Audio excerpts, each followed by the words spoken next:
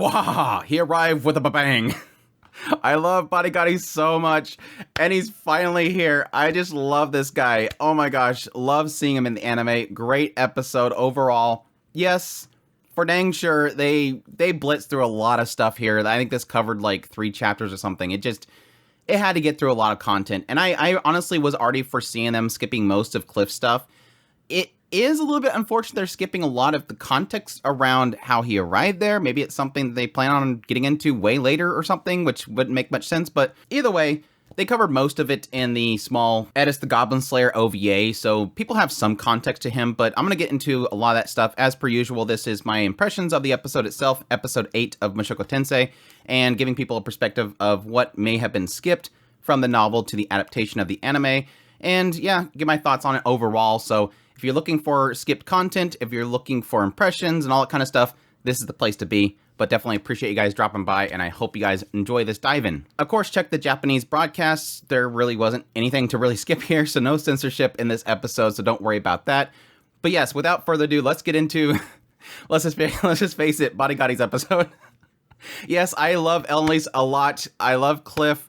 I love their pairing. All that stuff gets me really excited, but yeah, it's all about Badigadi. But yes, opening up this episode, we gotta give a lot of context here, because like I said, a lot of stuff was skipped to the point that this episode opens up. We did unfortunately skip the Julie and Manners, which I completely knew was going to happen. It's just a cute little chapter that gives you a perspective of Rudeus and Zanoba and how they think differently and how to essentially raise Julie as a child. Her manners when she's at the dinner table. She ends up picking up a piece of bacon and going to eat it with her hand, and Rudeus kind of gets onto her about it, talking about her not eating her vegetables. And it kind of turns this cute little thing where pretty much all the characters, all the friends of this university so far, Linnea and Priscilla, Elinalise shows up, Fitz shows up, Zanoba, everybody having their own perspective on how to raise Julie as, yes, she's still a child. And it kind of turns into this whole thing where everybody votes, and then eventually Fitz shows up and says, you know, look, you're putting too much on her as a child. Maybe you should let her choose. And then Rudeus ends up letting Julie choose. And Julie ends up choosing to, yes, get better. It's kind of one of those things where she's so young, but yet at this point, she's deciding by herself, her own choice, that she wants to do this thing. She wants to eat her vegetables. She wants to get better. And it's kind of one of those cute little signs of, yes, Julie is not a servant. Julie is a child. She is pretty much like a daughter of this group. So again, it's another one of those things where people don't really see it because it's not adapted, unfortunately. Yes, the other big extra chapter that was skipped is pretty much showing us who Badigadi is. Like, how do you arrive here and all that kind of stuff. I've kind of mentioned it in previous videos that, yes, Badigadi traveled with Elinalise to come here to find Rudeus. But along the journey, there's this little ogre island that's right in the middle of this area in between the continents.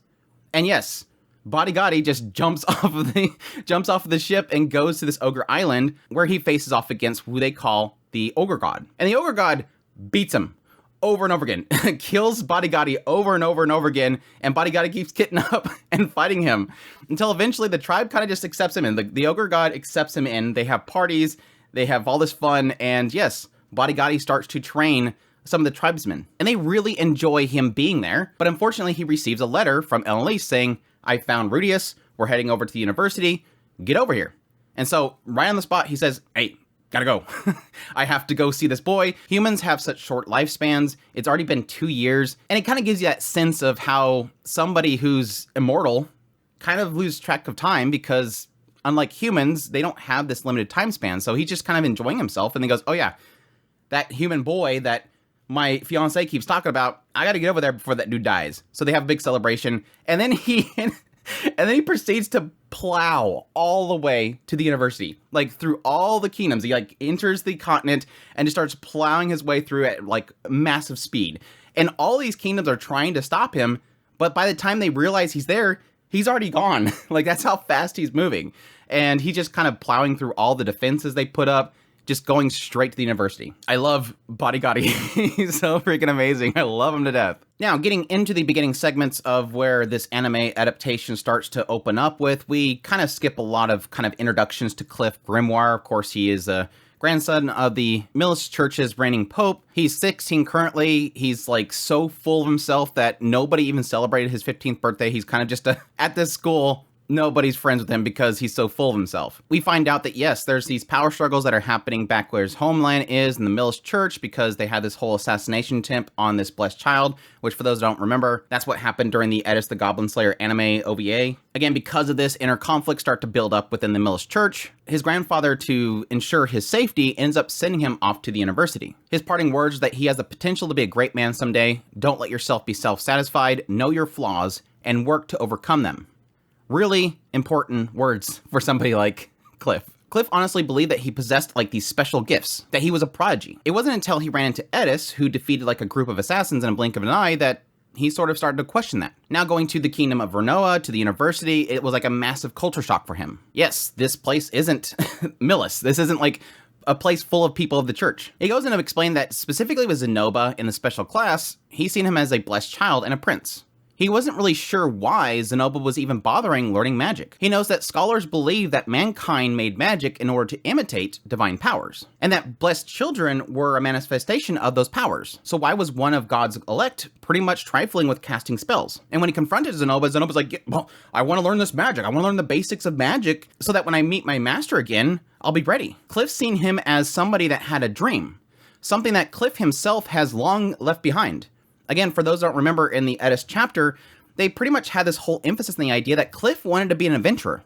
He so badly wanted to just leave everybody behind and just go adventuring off. Because when he was in the orphanage, adventurers came by and visited on a regular basis, and he was so into these stories they told. That's why he was at the Adventure Guild when Edis ran into him. He wanted to go out adventuring. So he had a lot of respect for Zanoba because Zanoba still kept on to his dreams. Despite being a prince, somebody that doesn't even need these magic powers, somebody that is a blessed child, it doesn't make any sense to him. But unfortunately, upon learning that his master was Rudeus Grey Rat, that was like a massive blow to him. He was like respecting Zanoba, and suddenly he's like, oh, but that's your master?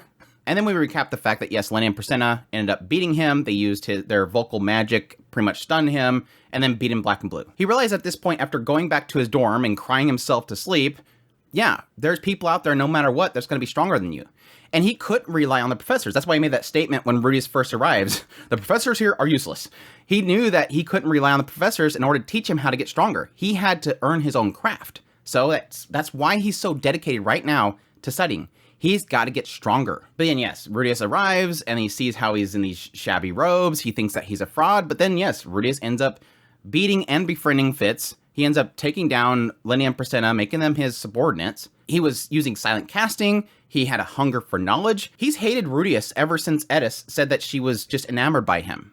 But now he's realizing, after all this time of lying to himself, saying that Rudeus has got to be a fraud, that this is the real deal.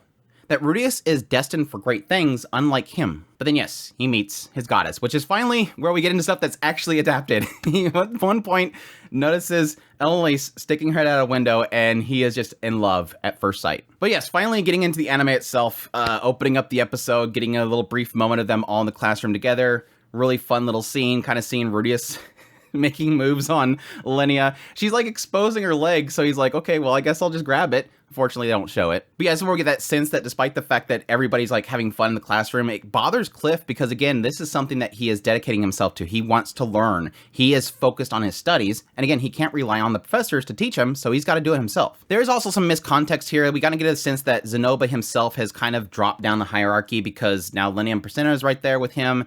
But Zanoba kind of sees himself as still special because he is Rudeus's first, like, pupil, even though he doesn't know that Rudeus already has other pupils like Ghislaine and Edis and stuff. But it gives you a little sense there that Rudeus, seeing how Lenny and Presena are kind of forcing Zanoba to be their gopher, he kind of steps in order to trick Linnea into going and getting stuff herself because he doesn't want them to be bullying Zanoba. Then we cut to this scene where, yes, Rudeus is walking by and he notices 6 people that are bullying somebody, which we find out to be Cliff. There's a lot of emphasis here on the idea that Rudeus seeing this, it's extremely painful to see because, again, this is somebody that in his previous life was bullied enough that he became a NEET. This is something that he doesn't want to see.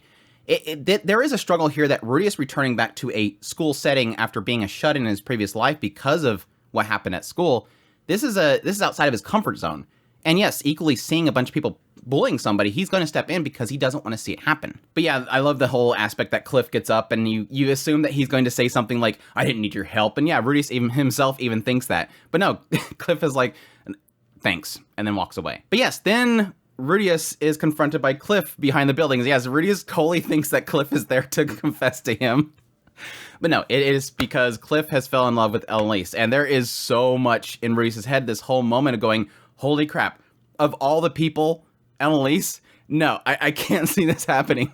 There is some skip content here in the idea that Rudeus talks about the fact that, yes, he understands fully that Elinalise is somebody who actively does not want to settle down with a single person. Because of her curse, she has to constantly be going around to men in order to get deposits. And so she never has settled down. So the idea of Cliff in front of him, who is a member of the Miller's Church, wanting to get with Elinalise just seems like an impossibility to him. He even mentioned the fact that, yes, Elinalise had told him at one point that while it's rare for her to get pregnant, she has got pregnant before.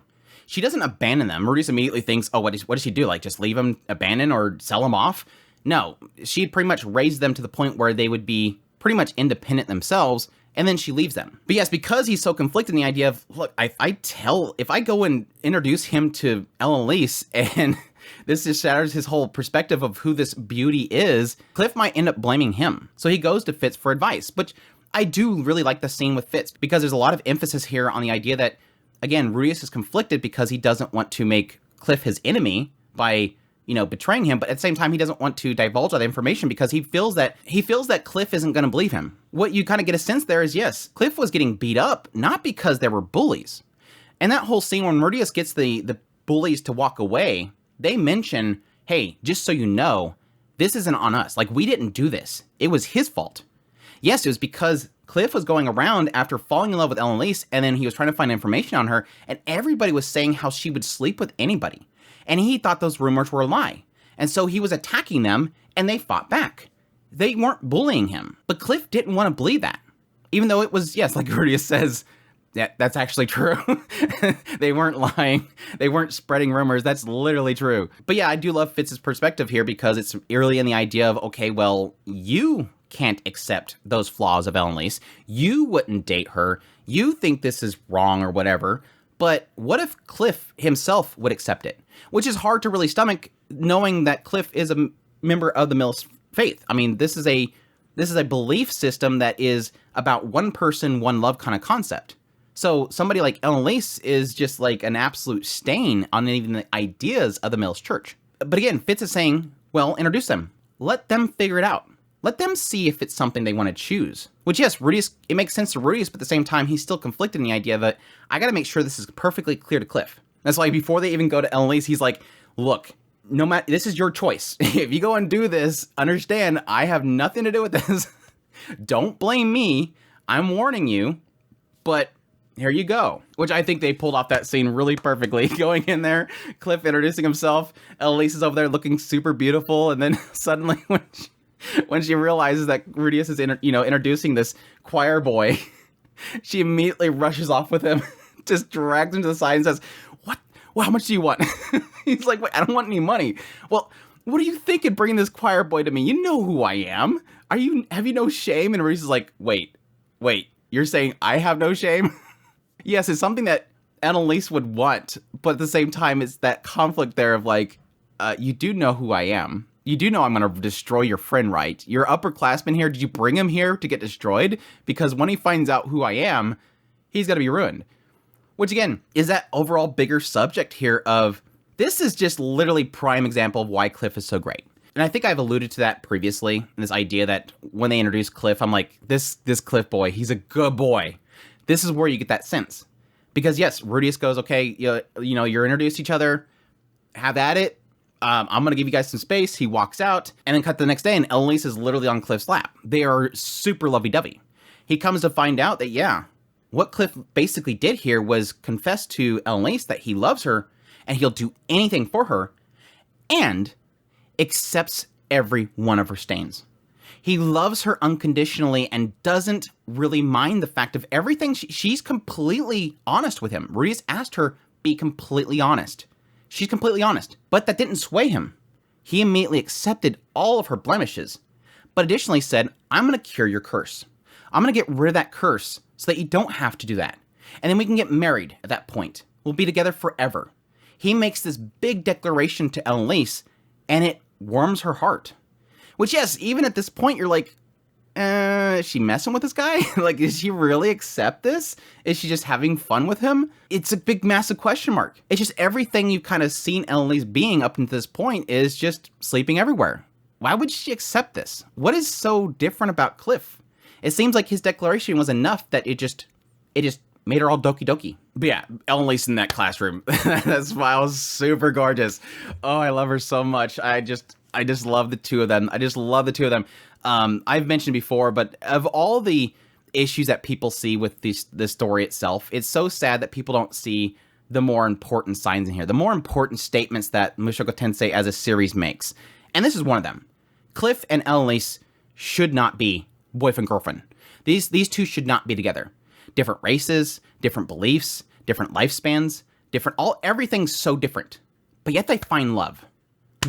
And I bet you all the people that were complaining about the last couple episodes of Mushoku won't even see that. Because it's not clickbait. They're not going to like it. They don't want it to say a good message. No, I forgot to mention though, I love when Cliff and Rudeus first enter that classroom to see Elinalise. Rudeus in his mind mentioned the fact that she's there and she's sitting there and she's looking out this window and she's looking all gorgeous. But thankfully no naked person is standing behind her. And I think Refugin in his tweets even mentioned that. She's not for once getting hit and railed. But yeah, this is unfortunate, but like following Rudeus coming back in the classroom and seeing the two of them all lovey-dovey, which again, beautiful. There's a lot of stuff here that's kind of skipped, and the idea that, yes, this is the point in which everybody discovers that Rudeus has ED. Linnea's pretty much sickened by seeing the two of them lovey-dovey on each other, and she goes, hey boss, why don't we just start dating? And he's like, well, yeah, I'll do that if you cure my ED. And she just freaks out. Linnea freaks out. Percenta freaks out. Because the previous day, they were talking to each other, and they think that Rudeus overheard them gossiping about him. Yes, back when Rudeus had captured the two of them, he grabbed them. But there was an expression on Percenta's face that specifically mentioned this idea of, oh crap, he's going to do something to me. And now he's not doing anything to me. Wait, why is he not doing anything to me? Yes, they're like, crap, we were talking about the fact that you didn't do anything to us, even though you stripped us down. They figured that he had sausage problems. And yeah, sure enough, he does. And this is where he's admitted to everybody. And everybody in the classroom is overhearing this. Rudeus is being pretty vocal about this, and everybody's being, like, very upset about it. Everybody's looking at Rudeus with pity. Even so much that Cliff himself, good boy, offers his services to Rudeus. Look, I do confessionals all the time. If you need somebody to listen to you, I'll listen to you. He wants to help Rudeus. He did something amazing for me. He brought me the woman that I love. I will do anything for Rudeus. I will lend him an ear if it will help him. Yeah, everybody now knows. Everybody now knows his secret. And that's when we cut to probably one of the most funny little segments of at least the university arc itself, and that is, yes, mating season. Every time around this season, they have festivals happening in the area, but additionally, Beastfolks are going in heat. Rudeus mentions the fact that, yeah, 5% of the student body is Beastfolk. About 500 people in this university are Beastfolk. And they're all fighting to essentially win duels in order to be the leader of their individual packs. And yes, additionally, you have 2 princesses in the university. So a lot of people are showing up. Rudeus mentioned the fact that, yeah, as I mentioned before, with the whole situation with Lynn and Percenta first showing up at the university, the faculty is pretty hands-off because they don't want to cause a stir with the Beastfolk. They don't want to cause problems. And yes, it's additionally here. They just kind of let it happen. And a lot of the focus really for, especially like the student council, you have Fitz kind of mentioning to Rudeus the fact that their focus, because they have such limited resources, is just to make sure that they bolster up the guards in the university itself. But additionally, their focus is to make sure that everybody stays together. If you're not somebody that's adept at defending yourself, make sure you travel in groups. Their focus is to protect those that can't protect themselves rather than try to stop this fighting from happening. So there's duels all over the place. There's duels all over the place. And Rudeus even mentions the idea of, this is probably a really prime time for me to make a harem, but yeah, that would probably just put salt in wounds. And Fitz even told him, don't take any duels from women. Before they actually get into the crazy stuff that happens, there is a brief moment where Rudeus is hanging around with Zanoba. He mentioned the fact that Rudeus was trying to create an Edis figurine in order to essentially be therapy for himself, but he quit halfway through. He just became a crying idiot. So when asking Zanoba ideas for what to make next, he decides to make a red worm. Julie ends up asking Rudeus about the red worm. What is a red worm? And Rudeus tells him a story about taking down one, and she loves the story. But yes, at some point, he's walking through the halls All this chaos is happening, and suddenly he gets challenged to a duel, a matrimonial duel. And he looks over to find this beautifully tanned girl with blue, dark, silky hair, tied into a ponytail. She looks strong, dignified face, modest bust, impressive muscles, curved sword, which is commonly used for sword god style. But then, yes, he realizes, no, it wasn't her that challenged him to a duel. It's this other guy. He's like, no, I'm not into guys.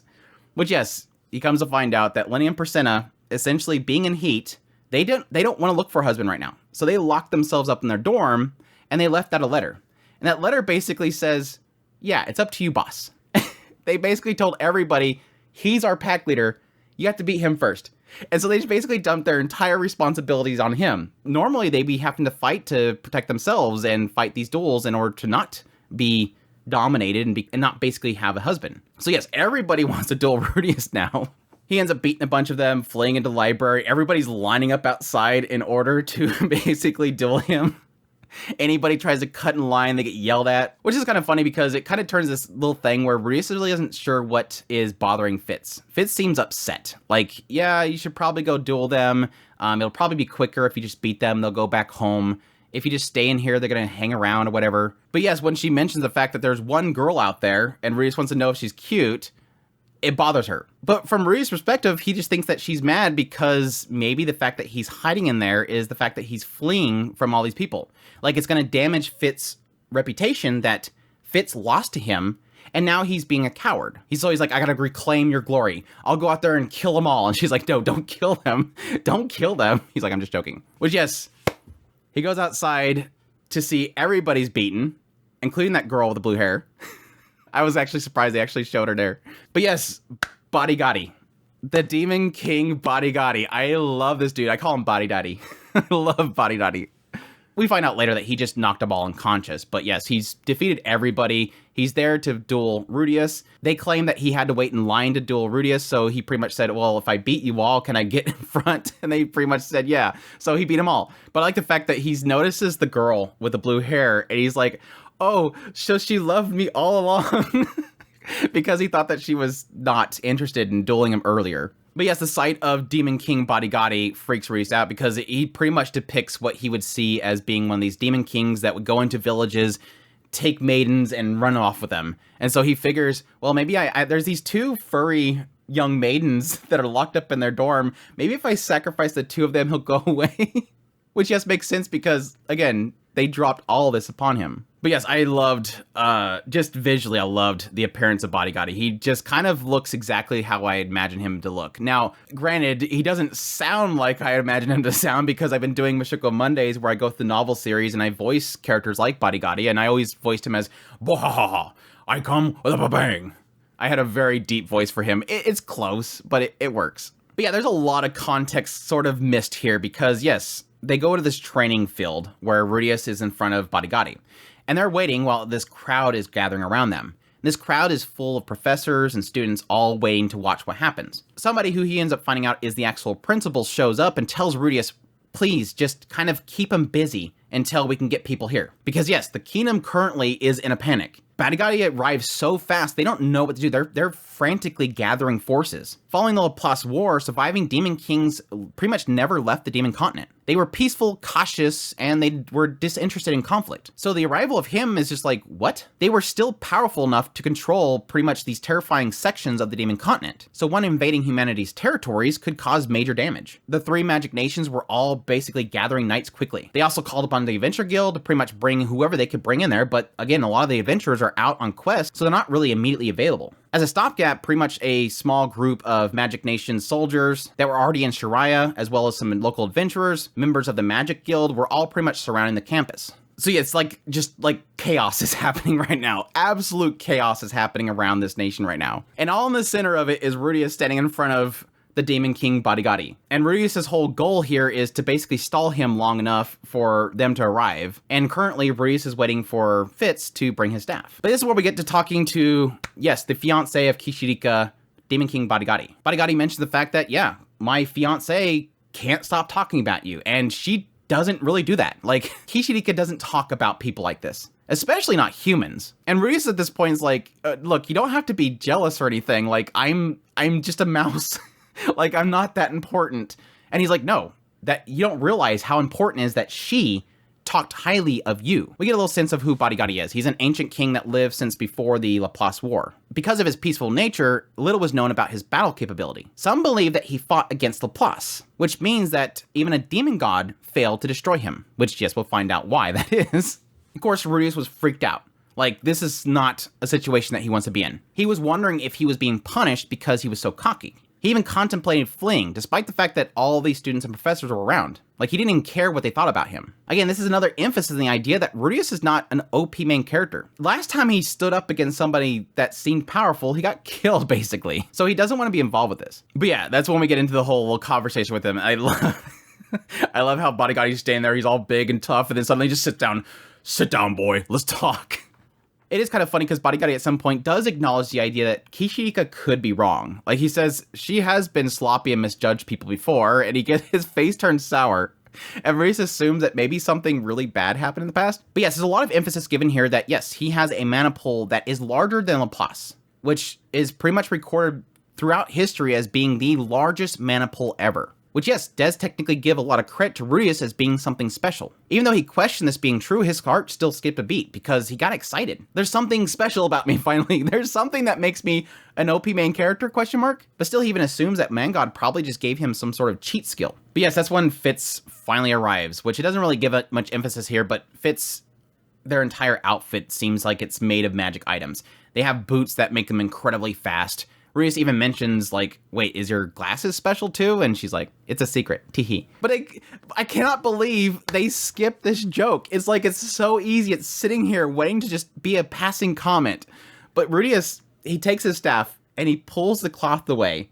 And Fitz goes, ooh. And he goes, so what do you think of it? And she says, it's big. And he's like, something tingled down below. Like, hearing Fitz say that it's so huge, he just got all, like, worked up. Which is technically important. It's a joke, but it's technically important. Which has been an ongoing joke, technically, with Fitz, is the idea that Rudeus thinks that Fitz is a male, and he keeps constantly thinking, gosh, this person's so attractive. I love the way that they giggle. Why am I being attracted to this dude? But then there's that question mark of, hey, why not kind of things thrown in there as well. But yes, that's when Rudeus asks Badigadi about the Man-God. I do like that they put the emphasis in here about how he was terrified of mentioning the Man-God. He's kind of wondering about the fact that maybe the Man-God gave him that mana pool, so he wants to question Badigadi about it. So he puts all these qualifiers in before. Because again, what happened last time he mentioned the Man-God? It was to Orsted. And Orsted immediately attacked him. He didn't want to have that happen again with this Demon King in front of him. So he's like, just so you know, I'm not in cahoots with this person. I'm not working for him. All right, that's fine. Don't attack me. I told you I won't attack you. I keep my promises. Okay, do you know who the Man-God is? Like, he's very afraid of mentioning this name. But unfortunately, Badigadi doesn't really know. He says that he recalls the name. It's just, he doesn't remember anything about it, so it's probably not a name that has been mentioned for a long time. But again, kind of carried off from that, as they're talking about this idea of, please don't kill me, can we not fight to death? Badigadi does sort of make a passing comment of the idea of, why are you so unconfident of yourself? You have this massive mana pool that, again, is greater than Laplace. Why are you feeling like you're going to lose? That doesn't make any sense to Badigadi. Is this person that my fiancé is talking so greatly about, talking about the fact that he has a greater mana pool than Laplace, who was incredibly powerful? Why do you feel like you're going to lose? What is the assumption there? But yeah, Rudeus kind of mentions the fact that, well, I died to this dragon god recently, which that catches his attention. Not the man god, which Rudeus was afraid of mentioning. Mentioning Orsted, suddenly Badigadi stops laughing. And Rudeus goes, holy crap, I got so comfortable because I said the man god name and he didn't kill me, and I went up and mentioned a name that he doesn't like. Which this is a very important little segment here, which they didn't really get into full context in the anime. Badigadi stops laughing and says, the dragon god? You mean Orsted? You fought him and lived? And Rudeus said, yeah, by the skin of my teeth. If he hadn't spared me on a whim, I wouldn't be standing here today. Badigadi looks serious. Rudeus carelessly brought up Orsted. Tell me, boy, were you able to wound the dragon god in that fight? Even slightly. Rudeus says, yeah, I guess. I managed to tear a little skin off the palm of his hand. That's it, though. And yes, that was when Rudeus sent that stone cannon at him, and he deflected it, but it still harmed him. Badigadi stared fiercely, intimidating. Rudeus wanted him to start laughing again. So Badigadi says, in that case, I'd like to make a request of my own. You get one shot. Hit me with your strongest magic. I'll give you one chance, no more. Use that spell that hurt the dragon god, perhaps. Should it manage to pierce my battle aura and do me harm, then you win. If I am undamaged, then I win. How does that strike you? So Rudeus is like, well, isn't that a little one-sided? He's like, okay, that's fine. I'll get one blow. If you can't scathe me with your magic, then I'll hit you with my counterattack. One single blow, no more.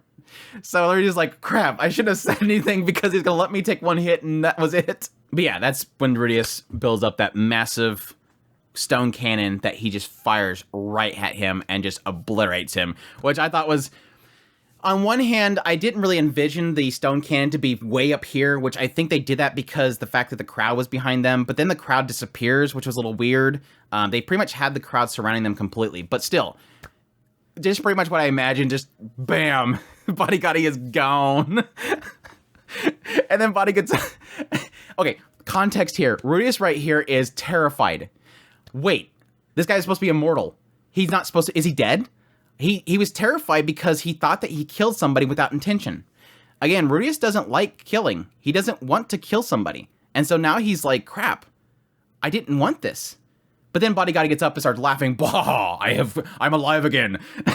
Rudeus is like, crap, okay, thankfully, I didn't kill somebody that I wasn't intending to kill. But yeah, I like the fact that when Badigadi gets up, he's smaller, which yes, is technically true. And it isn't until his arms come back to him that he gets his body back up and he starts celebrating with Rudeus, raising his hand. Nobody's responding. No victory shouts. He's like, man, all these people are just fuddy-duddies. Which, yes, that's when he punches him. Really good stuff. I did like how they kind of portrayed that whole scene. Again, the explosion, the body, him kind of reforming himself, celebrating with Rudeus, still getting that punch in. But there's a lot of context that comes following this whole scene because essentially Badigadi leaves with like a bunch of heads of different groups, like the principal, the head of the Mages Guild, all this kind of stuff. Basically had to go and talk. And what kind of comes from that is that they allow Badigadi to be there as like an official guest. In return, he offers them one of his arms so that they can study it for its immortality. They love that kind of stuff. The only reason that Zanoba is there is because they're studying his curse. So yeah, if they can gain something out of somebody that's special, they'll do it. And so they're doing that with Badigadi. Additionally, he agreed to instruct martial arts to the Knights of Soraya. But what's kind of cool that's kind of skipped after this is that Rudeus, after winning against Badigadi, everybody's praising him. The Vice Principal Genius is there saying how he's amazing. They were expecting him to kind of, stall him, but not actually take him out. But Rudeus, this entire time, he runs into Zanoba. Zanoba thinks that he's amazing. Fitz thinks he's amazing. Everybody thinks Rudeus is amazing, but in his own head, he's going, no, that's not what happened. Nobody heard the conversation. Nobody knew that he gave me a free shot. That's the only reason I won that fight. If Badigadi wanted to, he could have easily dodged that. And then he would have killed me. Rudeus understood that if this was a real duel, I would have lost. Easily. I only won because I was given that opportunity. That was an opportunity he wasn't given when he was fighting Orsted. Then there was also a short conversation with Fitz, where Fitz was again praising him for what he did, but also acknowledging the fact that his stone cannon, which is an intermediate spell, did so much damage. They're starting to give emphasis here that, yeah, there is kind of a special thing that Rudeus is able to take something that is not very powerful and make it more powerful. Giving it enough time, enough mana, you're able to make it pretty much stronger than what it should be, which is, again, another kind of curious thing about what Rudeus does. But yes, we skip that and we go straight to the classroom where, yes, Badigadi shows up. Blah, I'm going to school now. Has this ripped up shirt that doesn't even fit on him, doesn't even have holes for all of his arms because he has 6 arms. Is great. I love Badigadi. I did like the fact they also emphasized the fact that from the outside shot, you can see the roof is busted because he just busted in there. I arrive with a bang. I kind of joke that he's kind of like the Kool-Aid man. He just busts through a wall to make this grand opening. It's super good. It was super good. Even though I can kind of argue that it was creative that they had all the characters with their shocked faces, but it's kind of weird that you don't even see him walk in the room. Like, they don't even want to animate him walking, which, yes, I can understand. Animating somebody like Badigadi is probably very difficult because it's just not a human form. It's very difficult to draw. But yeah, that wraps up the episode. Again, like overall, like I said, I think that they skipped a lot of content, obviously, because this took this long for me to go through this. But at the same time, they covered all the important bases. I never expect them to cover all these little details. I expect them to sort of kind of passing comments, like the whole situation with the entire kingdom coming and rushing in with the soldiers. They probably could have made a passing comment, just like opening that scene with the principal saying, hey, buy him some time, we're bringing people in, and then runs off. But it is what it is. Some additional stuff they skipped, which again, they skipped all the stuff around the displacement incident studying that Rudeus is doing. He mentioned that during his study, he found out that teleportation bore similarities to summoning magic, and how summoning circles were much alike. He said the color of the magical energy they released when activated were identical, which yes, this is sort of something that's alluding to the comment that was made by Pitagus way back during the displacement incident. He knows that they had one difference though. It was impossible to summon a human being. That's the important thing in this segment, I think, overall. By current knowledge, even the most advanced techniques couldn't summon a human being. And this also does apply to all the races of this world too, even demonkind. Though, Rudeus wondered maybe you can't summon a human, but can you summon a soul? Which that's technically what applies to Rudeus. My soul was summoned here and was placed inside of the body of an infant. I was reborn in this world. So maybe somebody summoned my soul. He ends up asking Fitz if anybody in the place knew summoning magic, maybe a professor that knows about it, and Fitz says no professors here, no summoning, just enchantment, which sort of implies this idea that enchantment has some sort of ties to summoning. At this point though, and this is an important thing to note, Rudeus starts to feel an uncertainty grow inside of him. He knew that the displacement incident itself happened 10 years after he was reincarnated into this world, but he thought, surely the two weren't connected. My theory that I've been holding on to since I read this chapter originally, because it's still in my notes right here, was my theory is that somebody summoned Rudeus there as maybe a test subject, or possibly that Rudeus was summoned there as sort of a supply. Because yes, he has a massive mana pool. And they've already insinuated in this segment that, yeah, you can train all you want, but you'd never get that mana capacity. Like, yes, we always thought that his mana capacity was because he was training when he was young, when it could build up. But no, he has something that could not even be done by somebody training their entire life to build that mana pool. So he's special in some way. What is the possibility that he was brought there to build that massive mana pool? And then he went over there to where the displacement incident happened. And then his mana pool gave it the energy that it needed to happen. That's my ongoing theory. Again, was in my notes. It's still true. To this day, I haven't even had that answered yet. But yeah, this whole segment was massively curious for me. I eat this stuff up, and so it's kind of a sad thing that it's never really covered in the anime. But yes, I will admit, there was a very unique looking character in this episode that was very special. Super cool to see that character pop up. It was odd they pretty much portrayed her as hiding once he fought the Beastfolk. But in actuality, in the novels, she was just standing there stunned. That is something that we possibly will get in the future. And again, it's another one of those things that if they skip it, maybe I'll talk about it later. But yeah, it was really cool to see that character. She looked really gorgeous too. And it was really funny to see her kind of plop down on the ground later on. A little attention to detail. Some side notes, his classes for beginner divine and barrier magic is going to be wrapping up soon. He's trying to think about what to do next, which he's thinking about intermediate detoxification and advanced healing, which he thought, he's fine with his current skills. He thought about doing classes for enchantment, which apparently is some sort of form of summoning magic, and it could help with his research for the displacement incident. It involved creating various magical implements, but he wasn't really sure how it was tied in with summoning. But yeah, a lot of stuff to cover. Thanks to everybody that continued to watch this video all the way to its fullest. It's probably gonna be a longer one than usual because there's so much stuff to kind of get into, but as per usual, hope you guys enjoyed this video. As always, if you did, make sure that like button down below, comment, let me know what you thought of the episode. How do you like Badigadi? I love Badigadi, he's so great. Additionally, if you're new to the channel, make sure that subscribe button to get all my content and news, reviews, first impressions, top list. If it's anime, it's pretty much here. Just so you want to support the channel more, I have a Patreon link, tips link, super thanks, membership button down below. Greatly appreciate everybody that supports the channel. It's because of you guys that I'm able to do this, but until the next Mushoku Sundays, y'all take care.